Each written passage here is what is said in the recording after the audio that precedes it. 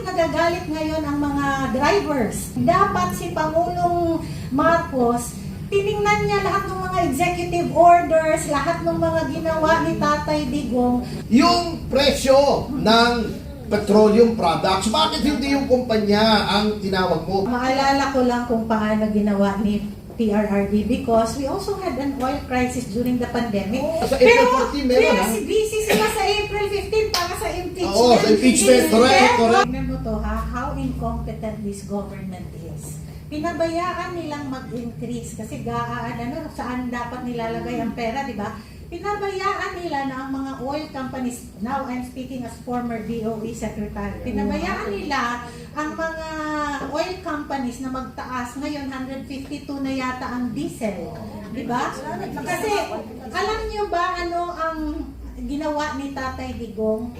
2021, Tatay Digong signed EO 138 and that is the implementation of the Mandanas Law. Diba? Yung Mandanas ruling of the Supreme Court. At kasama doon actually is the devolution of power sa mga local governments. But there is, imagine mo, bago nag-end ang panahon ni Tatay Digong, nandoon na yung puso niya, he was already forward-looking na dapat ang mga lokal na pamahalaan ay may kapangyarihan to regulate even oil. Kasi kasama ang Department of Energy dyan, although right now, hindi fully devolved. Continuity-wise, ang pag-uusapan natin, dapat si Pangulong Marcos, tiningnan niya lahat ng mga executive orders, lahat ng mga ginawa ni Tatay Digong at in-implement niya sa panahon niya ngayon para maiwasan natin ang mga sakunang ganito, mga crisis na ganito na hindi nakaka-address. Bakit nagagalit ngayon ang mga drivers?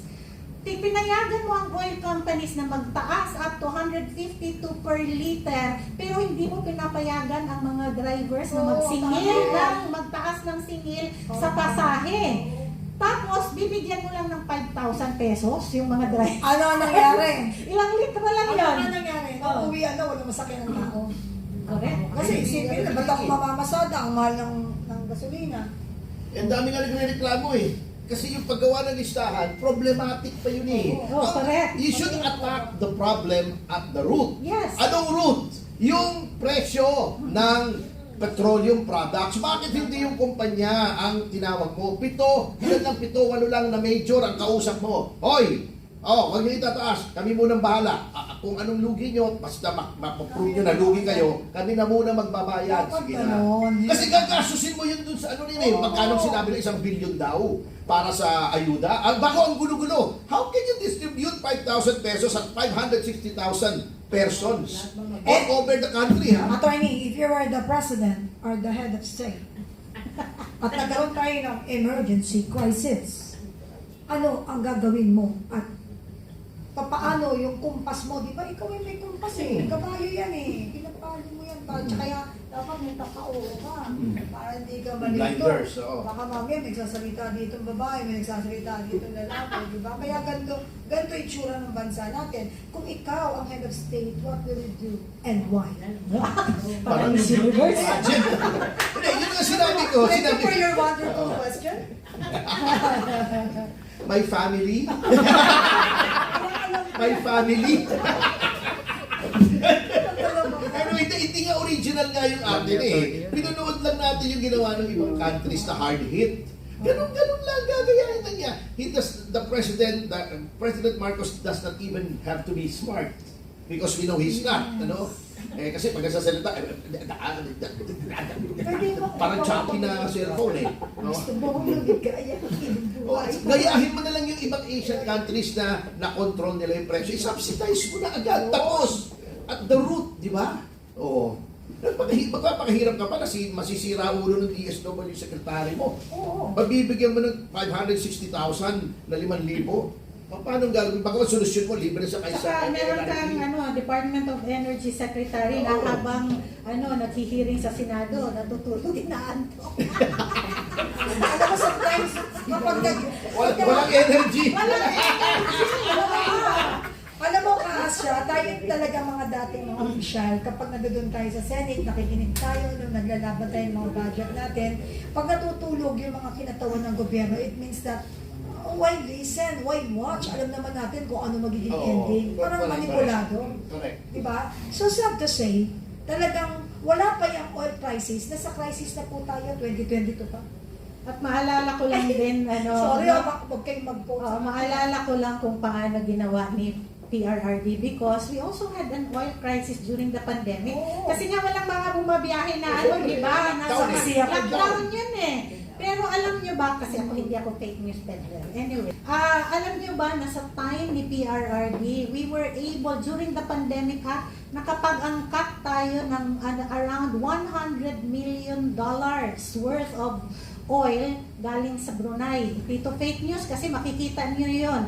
You go to the United Nations Comtrade website, nandoon lahat yan ng export, import, ng bawat bansa. And dito sa sa panahon ni Pangulong Marcos, 2 years, 2022, 2023, wala tayong angkat na oil from Brunei. Nagkaroon ng angkat sa Brunei 2024 and that's around 25 million US dollars.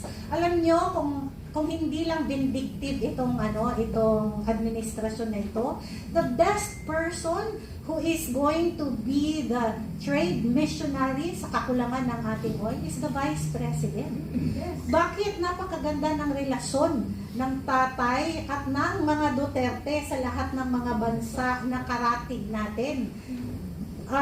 Ang tagal na ng BIMP IAGA, this is Brunei, Indonesia, Malaysia, Philippines Agreement, trade agreement. Kami sa Mindanao, bata pa lang ako, alam ko na nanggagaling yung mga ng mga langis doon, lahat ng mas mura bumili doon dahil mas madaling pumunta kaysa pumunta ng Manila. And sinabi ko nga, supposed to be ang mga local governments may power na dapat to talk to foreign investors and di ba? But the EO 138 ay hindi fully in-implement ng administrasyong ito. 2021, before the end of PRRD's time, nag-issue siya ng EO. Kaya pala may langis na dumating sa Davao City from Brunei. Oy, ka-Astra. Sinabi naman ako na alam nyo. Alam mo, ka-Astra, ikaw na yung Miss Uninvited ngayon na sikat, even if you are invited today. Ayan ka na naman, you will tackle up issues na lagi kang nai-issue. Brunei na naman yan. Are you Brunei Yuki? Penny Ferdino, nag-declare ang Malacanang ng state of energy emergency. Tama? Tama. Ano ngayon ang naging aksyon?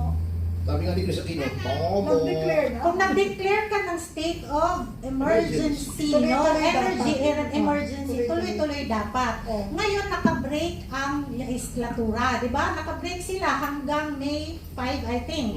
Walang session. Pero sa April 14 meron, ha? busy sila sa April 15 para sa impeachment. Oo, sa impeachment. Correct. Diba? Instead of the President calling for an emergency legislative session to address the emergency of our energy, anong ginagawa nila ngayon? Diba? Anong ginagawa ng gobyerno to implement the state of energy emergency?